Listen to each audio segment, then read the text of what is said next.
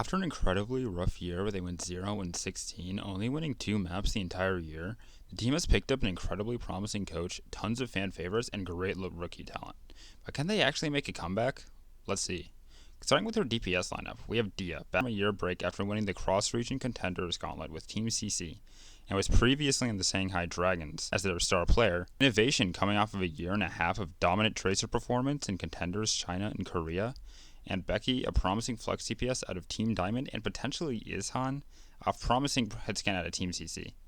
This is pretty much the same DPS lineup that dominated contenders throughout 2020 on Team CC, though I would say Becky is worse than Spectra, plus a third hitscan in Ezhan. Dia and Innovation is a pretty proven DPS duo, despite never having been in the league before. The success the two have seen on Team CC is more than most rookies have ever seen in contenders, even the bigger ones. Dia in particular has been good since 2016, being a dominant force on the Shanghai Dragons even when they were tragically bad. These guys are probably the best part of the roster, and I should expect them to start most of the time, since the other two are looking a bit more questionable. Don't get me wrong, Becky is quite a good DPS, and probably the shining star on his team and contenders, Team Diamond, who were pretty ass. And Ezhan put up some great performances in the Gauntlet and last year. But the two I have questions about compared to the others in the league. They should be serviceable, but Becky I feel is much worse than other flex DPS in the region. Going up against Leave, Eileen, Fleta, and Alpha Yi are all tough asks. And Izzyhan doesn't really have a pronounced role in the team behind Dia. We'll have to see what No Hill's grand plan with him is. It's a well-rounded lineup that covers most of the bases, but if we ever have an Echo Genji or meta or whatever, I definitely have some serious questions about this roster. I'll give the DPS lineup a 6 out of 10. If they can keep Dia and Innovation in at all times, they're fantastic. But Becky could be a weakness. Next, the tank line. We have easily the weakest part of the team. Keep in mind that this is a rumor and that the Valiant have not actually announced a tank player, even though we only have 15 days left until the start of the season. Classic Valiant. But they have signed Sassen out of unemployment to play for them. Not a huge fan of this, but there are some interesting rumors where this signing could pay off. Sassen is generally not considered a good player. He hasn't played since being dropped by Hangzhou after their middling 2020 season, where he looked pretty bad on everything except for Zarya. And now he has to fill in for every main tank as well. It's pretty much a disaster. I'll have to give this tank line a 3, maybe even a 2. You have a player already inflexible and low tier in his own role, and now you also expect him to flex to the main tanks? It's total disaster, and it has potential to sink the entire team. But I mentioned that this could pay off. How?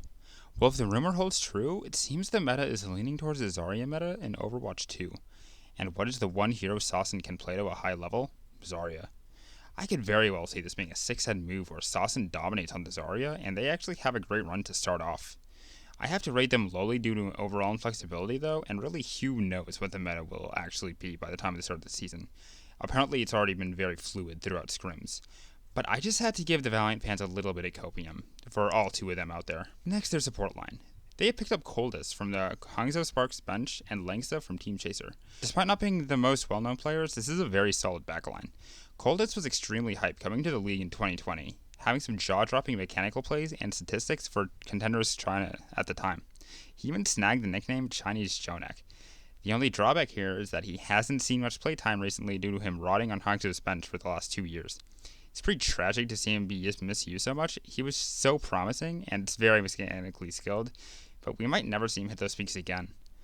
It's good that he can get the spotlight again on Los Angeles Valiant, but there are definitely reasons to be skeptical about him. Langsa is a giga cracked main support though. He's coming off the back of 2 back-to-back contenders season wins with Team Chaser. He's an absolutely dominant Lucio and has the flexibility to pull out the double flex if necessary. He's insane. This backline seems very middling though. Coldest is an unproven talent. He needs to show that he has what it takes to be on top again after being out of the playing field for 2 years, but being benched by Bebe and MCD is not all that inspiring. While Bebe and MCD are bad flex supports, they were just pretty average in my opinion, and so for him to be benched behind those is not inspiring. But Lanxus should be a great main support. I have really high hopes for him. I'll give this lineup a 5 out of 10. I don't think it's quite stacks up to the other elite backlines in APAC, but it's a pretty solid, and they won't lose games the way their tank line might. And maybe even their DPS. But then we get to the coach, which is probably the biggest piece of hype here, surprisingly. No Hill. Despite not being a player, he's the most interesting member of the team for me. He's probably the most successful coach in Contenders history. He won 7 stages of Chinese Contenders in 2020, won 2 Net Esports X tournaments with them, 2 seasons of Chinese contenders over his career, and he dominated the cross-region gauntlet against Korean contenders teams in absolutely dominant fashion. Then took a nearly brand new Team CC to Korean contenders and got a perfect regular season and third in playoffs. And after he was removed, the team absolutely fell apart. I hold him in really high regard, and it's alongside Krusty and Rush as coaches that I have a full faith in. Some of these questionable pickups I feel better about than I should on paper, just because I know he's the brain behind it. I feel like he could really elevate this team above what it is on paper, and it's going to have to come up big. Woo Hyal is also there. Frankly, 9 out of 10 coaching. He's unproven, and a coach is only as good as the pieces they have, but No Hill has potential to be the next Krusty or Rush, honestly.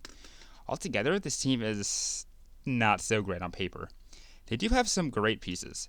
Dia and Innovation are a menace in the right meta. Langsa is great, and No Hill is absolutely goated. He should have been in the league a while ago. But Sassen and Coldest are questionable, though Coldest can still be cracked, and I don't know if Becky can stand up to the rest of the flex DPS.